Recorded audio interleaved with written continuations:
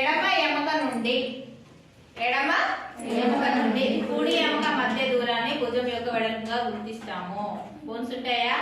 ఈ బోన్స్ ఎడమ ఎముక నుండి కుడి ఎముక మధ్య దూరాన్ని భుజం వెడల్పుగా గుర్తిస్తాము.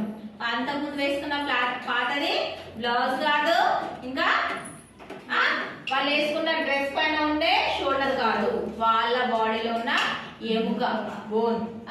ఎడమ ఎముక నుండి కుడి ఎముక మధ్య దూరాన్ని భుజము వెడల్పుగా గుర్తిస్తాము.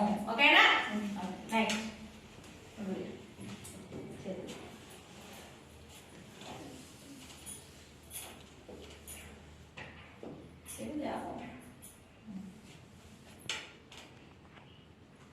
32. ఓకేనా? నెక్స్ట్ వచ్చేసి నడుము చుట్టుకోవాలి. 28. ఓకేనా? ఎంత వచ్చింది? 28. నెక్స్ట్ వచ్చేసి మెడ యొక్క చుట్టుకోవాలి.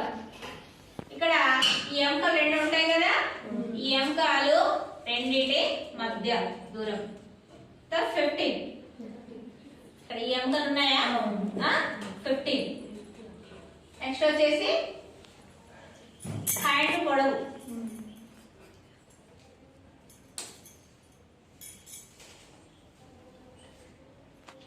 ఎంత ఉంది? 22.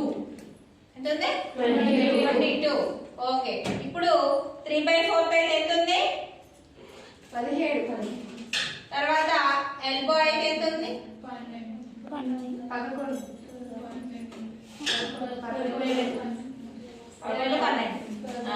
ఇక హాఫ్ హ్యాండ్ అయితే ఎంత ఉండాలి?